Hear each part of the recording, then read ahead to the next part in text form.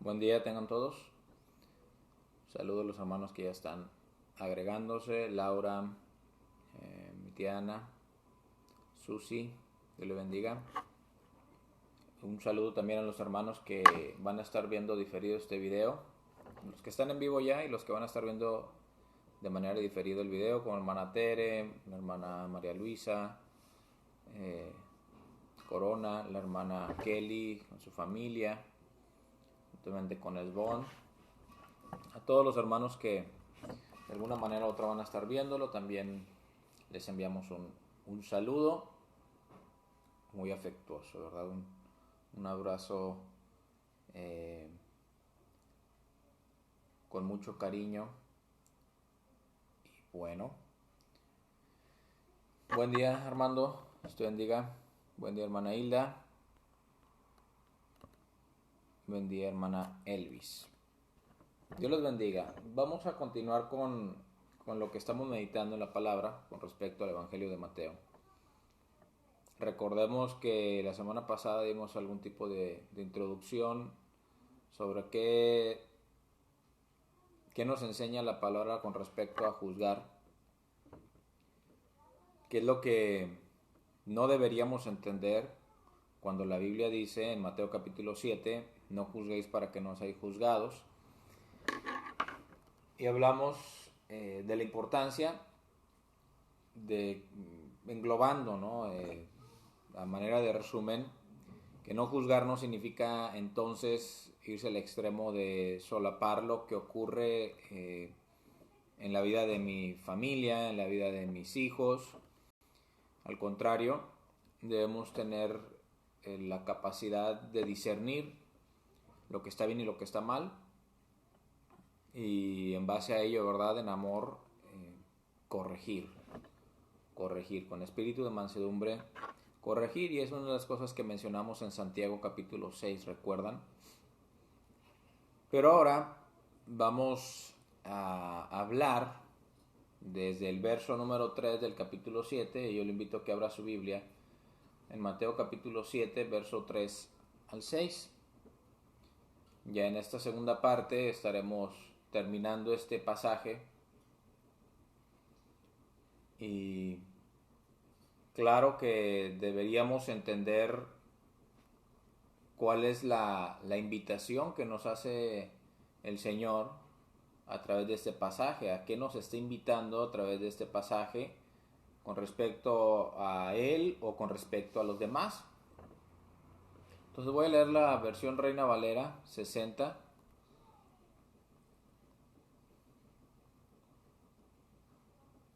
Desde el verso 3.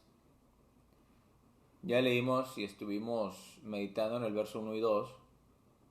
Y el verso 3 dice: ¿Y por qué miras la paja que está en el ojo de tu hermano y no echas de ver la viga que está en tu propio ojo?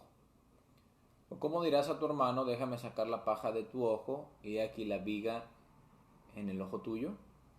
Hipócrita, saca primero la viga de tu propio ojo, y entonces verás bien para sacar la paja del ojo de tu hermano.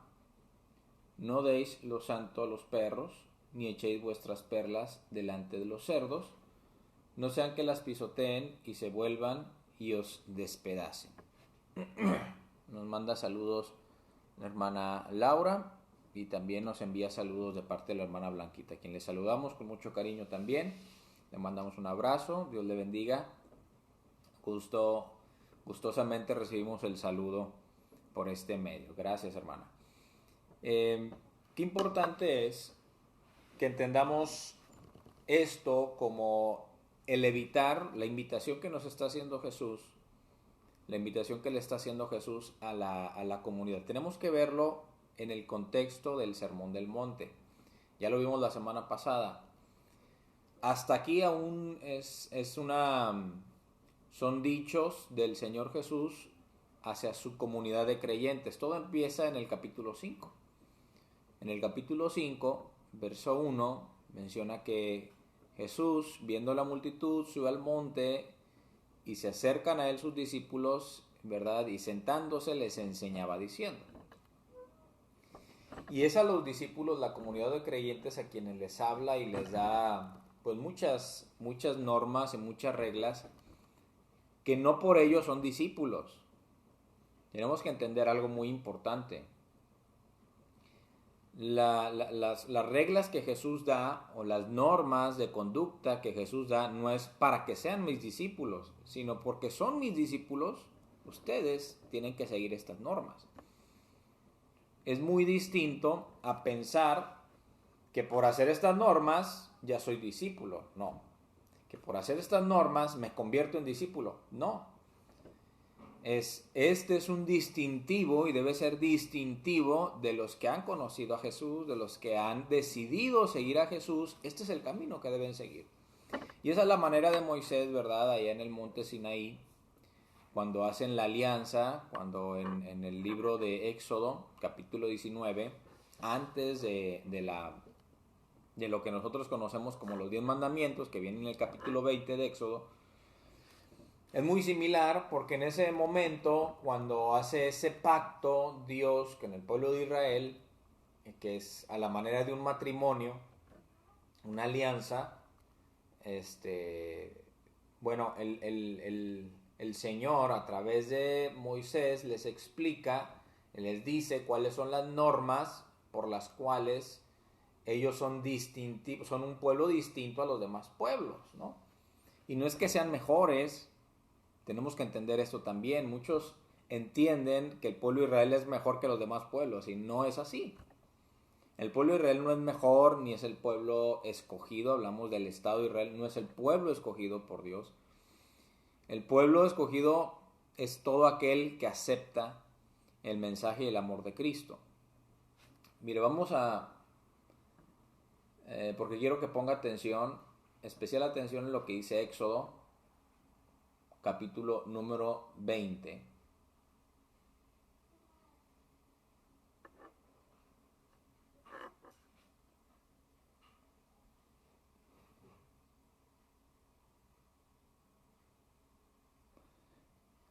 Dice el verso 1, y habló Dios todas estas palabras diciendo, yo soy Jehová tu Dios, que te saqué de la tierra de Egipto, de casa de servidumbre.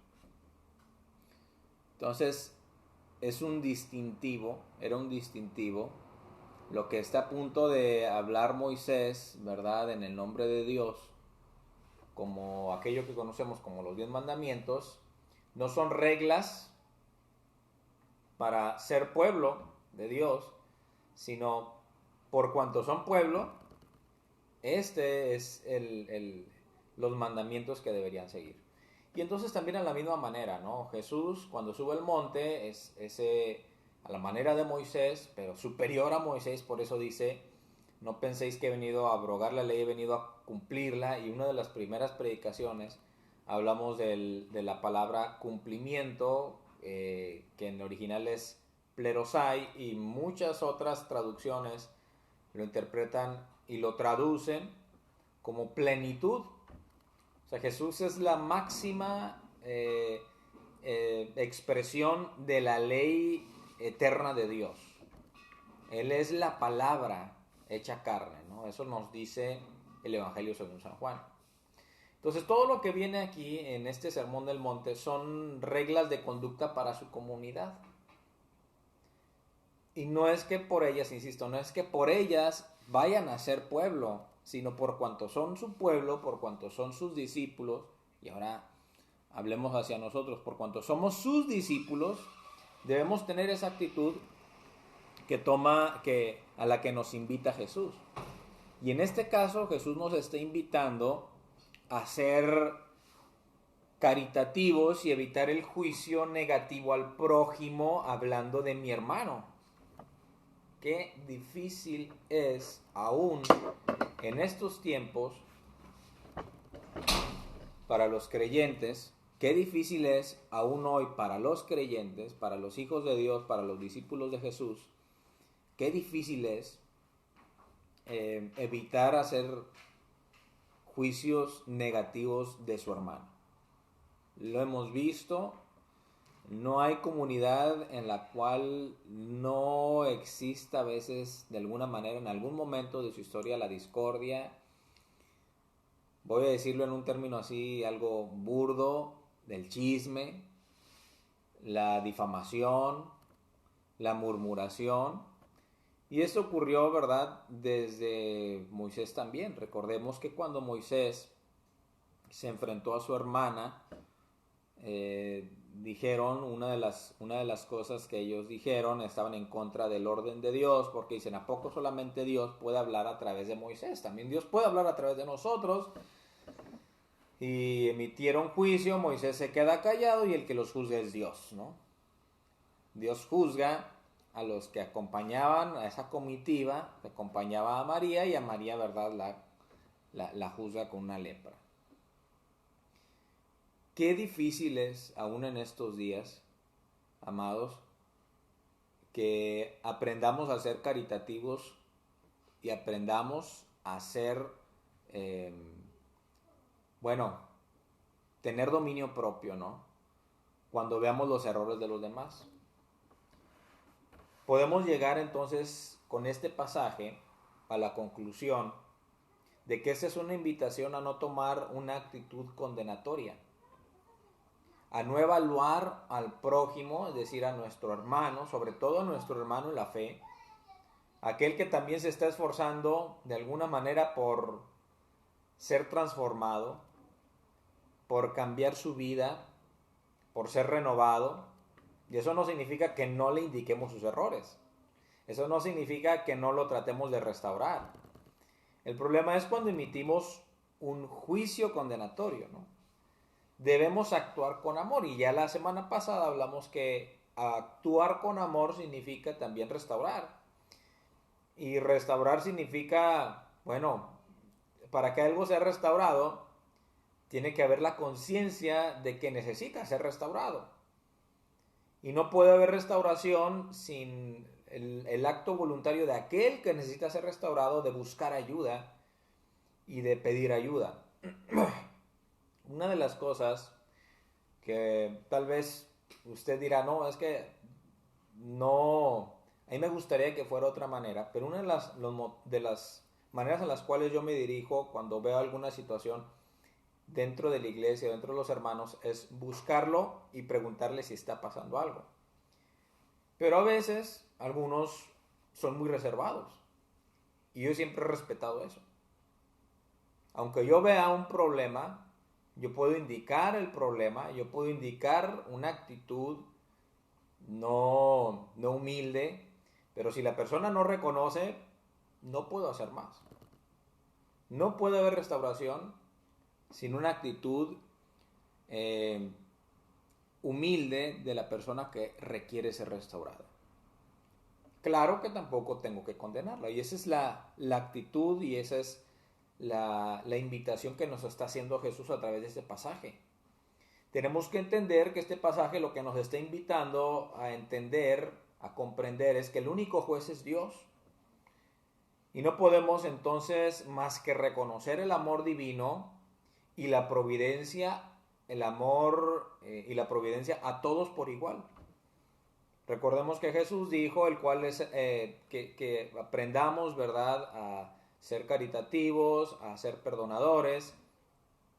Creo que es en el capítulo 6, donde menciona Jesús, quien hace para que seáis perfectos como vuestro Padre Celestial es perfecto, el cual hace salir su sol sobre justos e injustos, sobre buenos y malos. Entonces tenemos que entender que hay cosas que pueden parecer buenas a nuestro juicio, no de acuerdo a lo que dice la palabra, sino de acuerdo a nuestro juicio, como también buenas de acuerdo a los parámetros sociales y religiosas. Hay cosas que nos pueden parecer buenas, como también hay cosas que nos pueden parecer malas o pecaminosas. Pero debemos entender que el único que va a juzgarlos, que va a condenarlos, que va a mandarlos al infierno, por así decirlo, es Dios. Y al final de cuentas, otra cosa es que Dios no envía al infierno a nadie. Yo veo esa actitud como cuando el profesor. ¿Cuántos tuvieron un profesor que nos dijo, yo no repruebo a nadie, ustedes se reprueban solos? Algunos tuvieron ese profesor, o algunos, ¿verdad? Porque tenemos hermanos docentes aquí, han sido ese profesor. Pues es la misma actitud de Dios. Claro que Dios no nos está calificando si tienes un acierto o un no acierto. Dios no califica si es así. Dios califica en el sentido de que o crees o no crees. Y Dios no manda a nadie al infierno, en el sentido de que Dios no desea enviar a nadie al infierno. Pero aquel que no ha deseado tener una comunión con Dios, una comunión íntima con Dios a través de Jesucristo, obviamente que si en vida no lo ha deseado, obviamente que en la eternidad, pues menos lo va a desear. Hay una oportunidad en esta vida.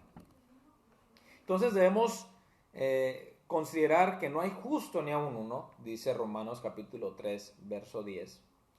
Pero también debemos considerar ahora la invitación que nos hace Jesús con respecto a la falta y los defectos de los demás. ¿Cómo debo actuar cuando veo faltas, defectos, errores y pecados en los demás? Porque a veces también, aunque no las veamos, somos prejuiciosos. Conocemos apenas a una persona y por su aspecto, por su manera de hablar y por muchas otras cosas, tenemos un tipo de prejuicio hacia él. ¿No les ha pasado? Que a veces dicen, esa persona, no sé, se me hace que tiene la sangre pesada. Y todavía no lo conocen, todavía no lo tratan. Se tiene prejuicio.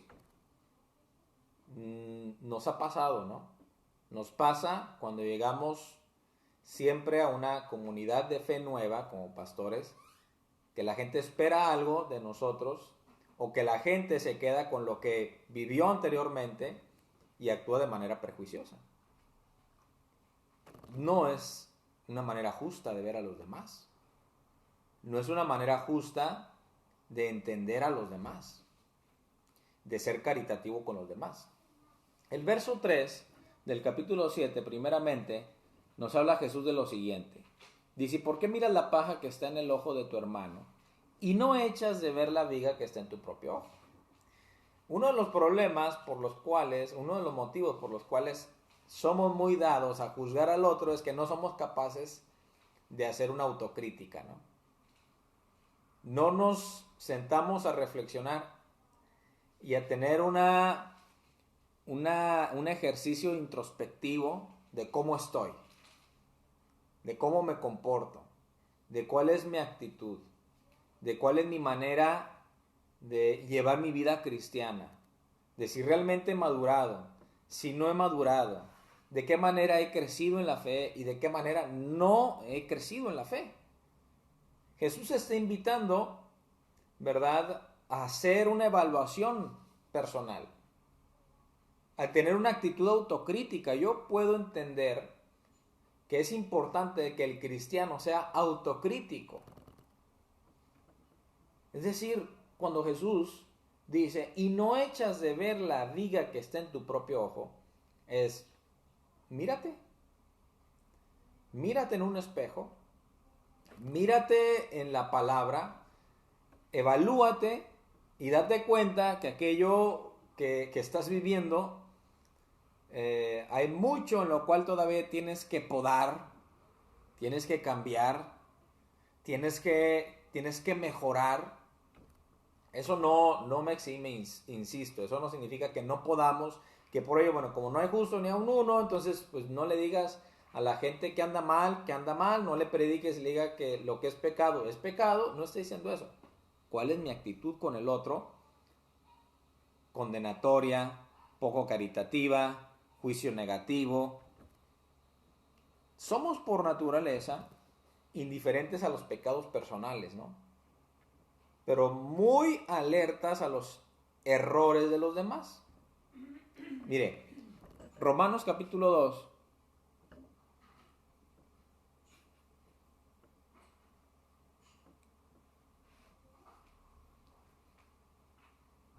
Verso 1 dice, por lo cual eres inexcusable, oh hombre, quien quiera que seas tú que juzgas. Pues en lo que juzgas a otro, te condenas a ti mismo. Porque tú que juzgas, haces lo mismo. Insisto, no está diciendo aquí la palabra, no está diciendo la Biblia que no seamos capaces de discernir entre lo que está bien y lo que está mal, sino que no juzguemos. No juzguemos, no emitamos juicio contra una persona. Es muy distinto. Entonces, por naturaleza somos muy indiferentes, ¿no? A los pecados personales, a los errores personales, pero muy alertas a los errores de los demás.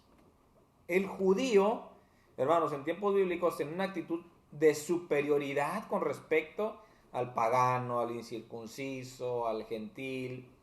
Bueno, recordemos a Pedro. A Pedro se le tuvo que revelar en un éxtasis que debía ir, que cuando llegara ese hombre, cuando fuera enviado, ¿verdad?, una comitiva de parte de Cornelio, un pagano, un centurión romano, para que fuera llevado a la casa de un pagano, de un centurión romano, él aceptara ir y la revelación tuvo que ser en ese éxtasis con el lienzo, ¿verdad?, de todos esos animales considerados inmundos, ¿verdad?, considerados sucios, ¿verdad?, que el judío no podía comer y ni siquiera un tocar, y la voz del cielo que le decía mata y come, y él dice, es que yo nunca he probado ni he tocado cosa inmunda, ¿verdad? Y el Señor le dice, no llames inmundo a lo que yo he purificado.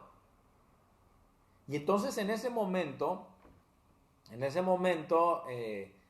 le dice, ¿verdad? Le revela el Espíritu Santo que habrían de venir unas personas a buscarlo para ir a la casa de un pagano, para ir a la casa de un gentil, para ir a la casa de una persona que tal vez vivía de una manera muy contraria a la ley mosaica, a la ley de Moisés, de acuerdo a todas las prescripciones con respecto a la higiene, la profilaxis, etcétera. Y aún así, ¿verdad?, tenía que ir a predicar el evangelio. Y cuando llegan, entonces él entiende que va y ya no va con ese prejuicio, salvo que cuando le está predicando también, como que se tarda en presentarles el evangelio de Cristo y tiene que el Espíritu Santo derramarse sobre ellos y se manifiesta lo que ocurrió en el Pentecostés también con los primeros que fueron bautizados con el Espíritu Santo.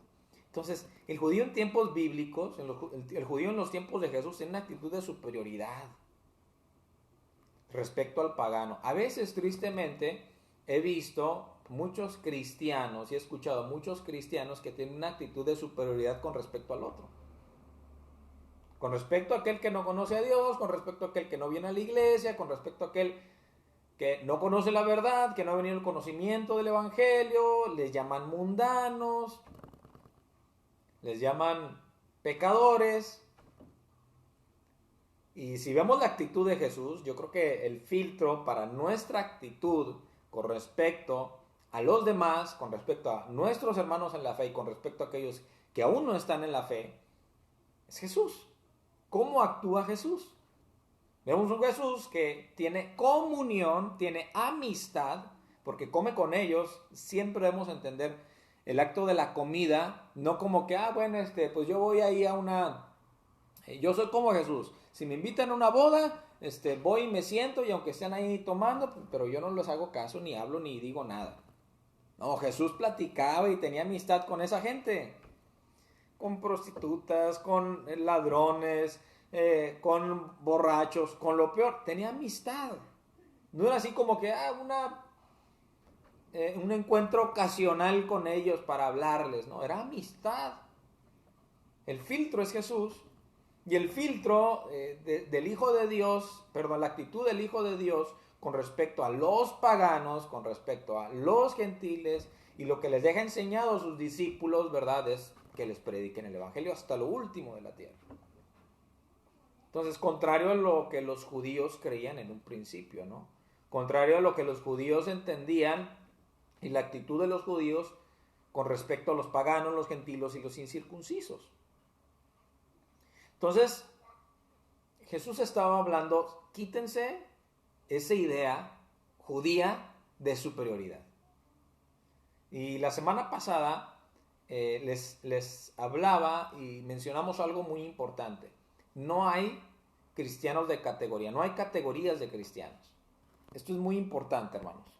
Esto es muy importante porque muchas veces pensamos que hay cristianos más santos que otros.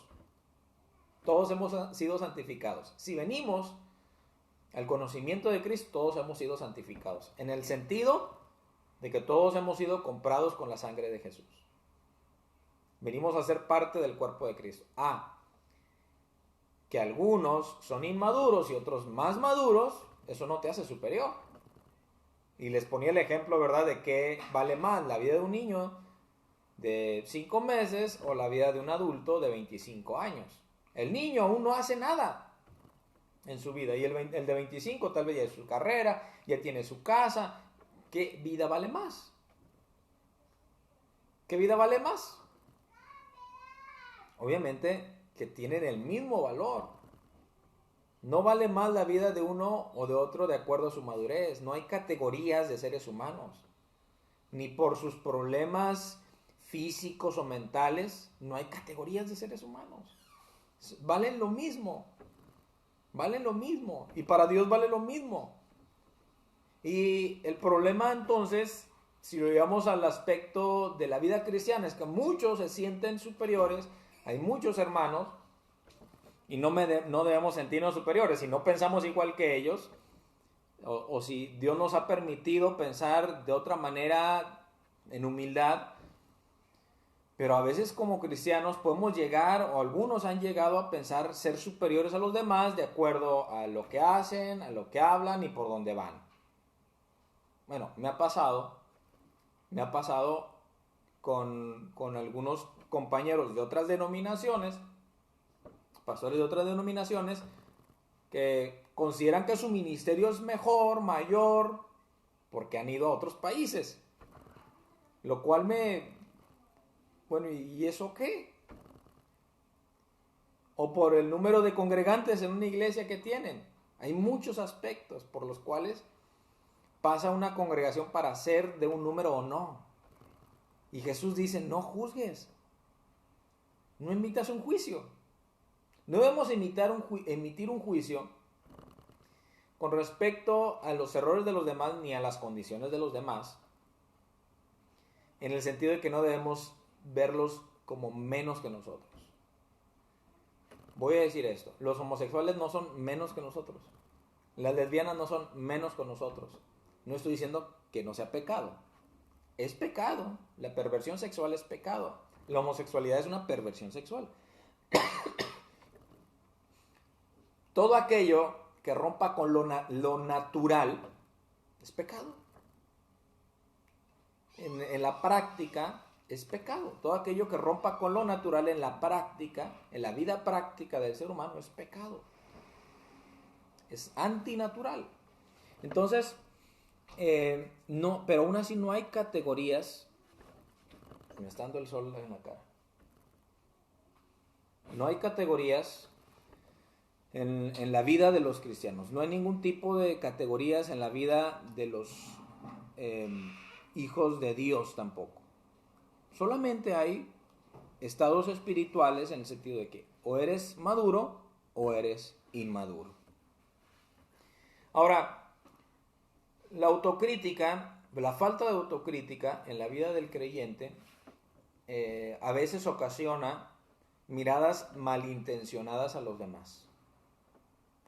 Y esa mirada malintencionada hacia los demás es un reflejo de nuestra propia malicia. Y voy a ir a un término que se usa, no soy psicólogo, pero recordaba por allá en uno de los libros que he leído, de uno de los mecanismos de defensa. Cuando un consejero, cuando un psicólogo, cuando un consejero personal, de cualquier tipo, trata de ayudar a una persona, va a encontrarse con mecanismos de defensa. Y uno de ellos se llama la proyección. ¿Han escuchado un dicho de la sabiduría mexicana? El león cree que todos son de su condición. ¿Lo he escuchado ese dicho? Bueno, hay sabiduría en los dichos y los refranes mexicanos, ¿no? Hay mucha sabiduría. Es un tipo de proverbios. Lo que es la proyección, o hablando, ¿verdad? De ese dicho de el león cree que todos son de su condición. En términos de la psicología se llama proyección, y la proyección entonces es un mecanismo de defensa a través del cual las personas alivian sus sentimientos de culpa atribuyendo su mal a otra persona. Es decir, muchas veces para que no vean lo que yo soy, señalo el del otro. Ese es un mecanismo de defensa. Y es lo que les mencionaba la semana pasada, ¿no? Como la falacia tu quoque, que es tú igual y hasta más, o tú más, tú también, o tú igual y hasta más, que es lo que hacen muchos políticos, ¿no? Muchos políticos dicen, bueno, es que lo acusan y con evidencias de esto y aquello que están haciendo, y con las acusaciones nunca faltan los fanáticos que dicen, bueno, pero en aquel tiempo también y hasta más, también robaban y hasta más. Robaban más. No están presentando evidencia, simplemente están teniendo un mecanismo de defensa. Ese mecanismo de defensa se llama la proyección. Y es lo que vemos aquí en el pasaje de Mateo. El pasaje de Mateo, el capítulo 7, estábamos en Romanos, volvemos a Mateo capítulo 7, el verso 3. Dice, ¿por qué miras la paja que está en el ojo de tu hermano y no echas de ver la viga que está en tu propio ojo? Porque es un mecanismo de defensa. Es decir, es tan grande mi mal que prefiero que no lo vean y por lo tanto señalo el pequeño del otro. O proyecto lo que yo estoy viviendo en la vida del otro. Atribuyo lo malo que me está ocurriendo a mí y se lo atribuyo a otra persona. Entonces las personas lo que están sugiriendo con esto, lo que están proyectando con esto es su temor a la debilidad. Y hay un gran sentimiento de culpabilidad en ellos. Y entonces experimentan algún tipo de alivio proyectando su pecado, su error, sus faltas al otro.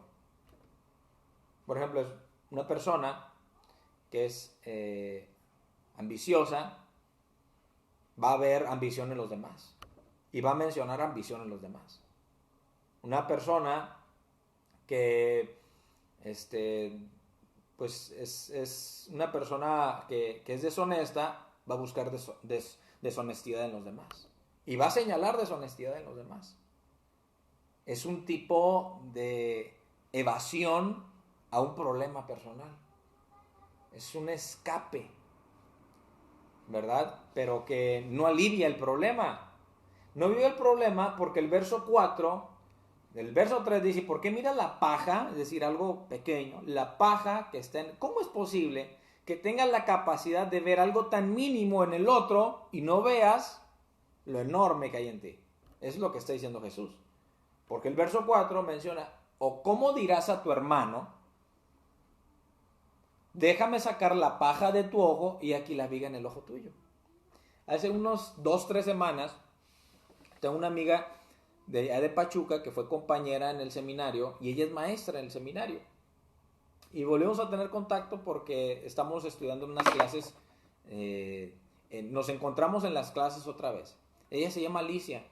Y Alicia me mencionó que en una ocasión, al dar las clases en el seminario, dice que ella pues traía una falda pues abajo de la rodilla, muy abajo de la rodilla, pero que tenía una rajadita muy pequeña en su falda y que una de las hermanas, ¿verdad? Le decía, bueno hermana, a mí no me parece que las maestras se vistan de esta manera, que se pintan tanto, que se pinten el pelo, que se maquillen, y le hizo una larga lista, ¿verdad?, de lo que no debería hacer.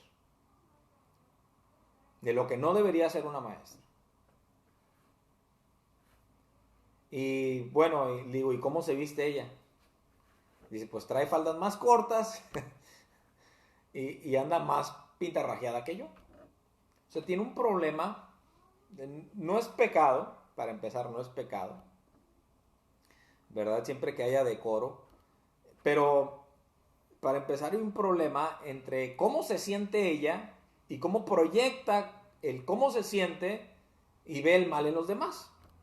Y lo proyecta a los demás. Y la primera que se encontró fue la maestra, ¿no? Fue la maestra, pero hay una viga en el propio ojo. El verso 4 dice, o cómo dirás a tu hermano, déjame sacar la paja de tu ojo. Si tu intención es ayudar, date cuenta que hay un problema en ti. No está mal que ayudes. No está mal. Yo creo que todos tenemos pajas en los ojos. Podemos tener pajas y eso no impide que ayudemos al otro. Queremos ayudarnos, de hecho. La Biblia cuando dice que sobrellevemos las cargas los unos de los otros, lo que nos está invitando es que aprendamos, ¿verdad?, a comunicar nuestras faltas, a salir adelante de ellas. El problema es la actitud que tenemos.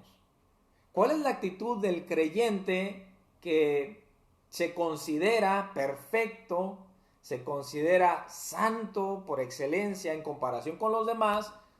Eso es lo que Jesús está atacando. Hay una actitud hipócrita, hay una actitud de superioridad, hay una actitud de que, bueno, es que como yo soy tan bueno, yo tengo que decirle a la gente lo que tiene que hacer.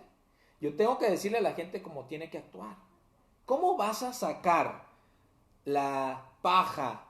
¿Cómo le vas a ayudar a tu hermano a sacar la paja de su ojo? Dice, si tienes una viga en el propio. ¿Cómo dirás a tu hermano? El verso 4 dice, déjame sacar la paja de tu ojo y aquí la viga en el ojo propio. Podríamos entonces entender que el sentido del versículo 4 nos muestra que hay un problema en el que la persona identifica pequeñeces en los demás a consecuencia de su gran viga. Y que probablemente las pequeñeces que identifiquen los demás ni siquiera sean males, ni siquiera sean problemas, pero por cuanto hay una viga de culpabilidad en su propia vida, le impide ver bien. Dígame quién puede ver la viga en el otro con una hoja, la paja en el otro con una viga en el propio. O sea, utiliza Jesús, ¿verdad?, una exageración para dar a entender que es imposible que yo vea la paja en el otro cuando tengo una viga que, bueno, obstruye completamente mi visión. Hay una gran incapacidad, hermanos, de discernir los pequeños detalles y males de los hermanos y hermanas cuando yo tengo un gran mal, cuando yo tengo una gran culpabilidad, cuando yo tengo un gran sentimiento de culpabilidad. Y no está diciendo aquí Jesús que tiene que ser perfecta la persona para poder identificar los males en los otros, que no debe tener errores la otra para poder identificar los males en el otro, sino que a veces un gran mal, un gran sentimiento de culpabilidad en nosotros nos puede impedir, ¿verdad?, ver lo que hay en el otro, e incluso nos puede invitar a ver lo que no hay en el otro. ¿Quién me asegura que al yo tener una viga en mi ojo, en mi visión, una gran obstrucción en mi vista, sea real lo que estoy viendo en el otro? Es imposible. Entonces el versículo 5 hace Jesús una invitación muy, muy clara a su pueblo, a sus hijos, a sus discípulos. El verso 5 dice, saca primero la viga de tu propio ojo y entonces verás bien para sacar la paja del ojo de tu hermano. No dice, saca la viga y deja de andar viendo pajas en los otros. No, dice, saca la viga y entonces vas a poder ver bien.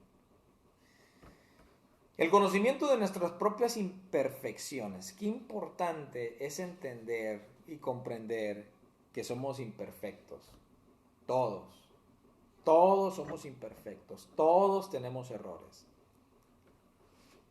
Qué gran problema te encuentras, y yo me he encontrado con personas a las cuales he citado para platicar, Y cuando los he mencionado, ¿verdad? Que veo una actitud errónea, incorrecta, lo que dice no. Y yo cuando me dicen no y hay negación, ya no puedo hacer nada. Sinceramente yo ya no puedo hacer nada. Bueno, entonces déjame orar por ti. Tal vez me equivoqué, no pasa nada.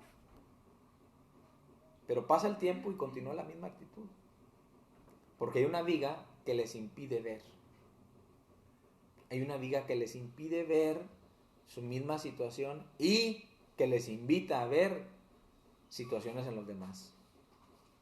Tenemos que reconocer la invitación que Jesús nos está haciendo es a ser caritativos con los demás, a ser amorosos con los demás y primeramente a reconocer nuestras propias imperfecciones y debemos esforzarnos por corregirlas. Y al esforzarnos por corregir nuestras imperfecciones, estas nos conducen a tener una mirada perdonadora con el prójimo. Mire, cuando usted se da cuenta lo imperfecto que es, ¿cómo se muestra con el otro? Cuando usted se ve como lo que es, persona imperfecta, con muchos errores, con muchos problemas, con una multitud de pecados también, ¿cómo se muestra con el otro? Pues claro que perdonador. Por supuesto que indulgente. Por supuesto que misericordioso. Pero cuando usted ignora o repele, ¿verdad?, el reconocimiento de sus propias faltas, claro que se va a dedicar a ser duro, condenatorio contra el otro. El hipócrita, que ya vimos que hipócrita significa darle a entender como uno que actúa, ¿verdad?, como uno que finge, dice, vive una contradicción personal entre el ser y el parecer. Jesús le dice hipócrita. ¿Y por qué le dice hipócrita? Porque vives esa contradicción entre lo que realmente eres y lo que quieres parecer. Dice, y ese hipócrita, por eso Jesús le habla duramente al hipócrita, no siente ningún escrúpulo para enderezar los errores del prójimo sin la intención de enderezar los suyos. Estamos hablando que este sermón del monte es una norma, una lista de normas, una invitación a una actitud o la actitud que debemos tener caritativa, primeramente entre nosotros los hijos de Dios, entre nosotros los discípulos. ¿Me explico? Qué importante es que aprendamos a ser caritativos. ¿Qué concluimos con este pasaje? Jesús nos está invitando a ser autocríticos, a mostrar amor y a tener una mirada indulgente. Cuando tú veas que tu hermano peca, sé indulgente. Y busca restaurar. No digas como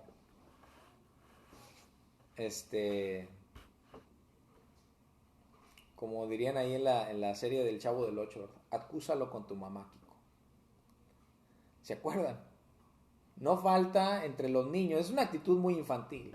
La actitud infantil es señalar. Es una actitud inmadura. La actitud inmadura a veces, como cristianos, es señalar lo que el otro hace. No, yo estoy bien. Él, ella, los demás, pero yo estoy bien. Y Jesús nos está diciendo, sé indulgente. Mira tu viga, saca la viga de tu propio ojo y entonces también ayuda a tu hermano. No te sientas superior. El sentimiento, la actitud de superioridad en la vida del creyente es un mal síntoma. Es un síntoma de orgullo y Jesús no nos ha invitado, Jesús no nos está enseñando a ser orgullosos, cuando la actitud de Jesús siempre fue de humildad. de amor, de caridad, de misericordia. Ni yo te condeno, le dijo a la mujer, vete y no peques más.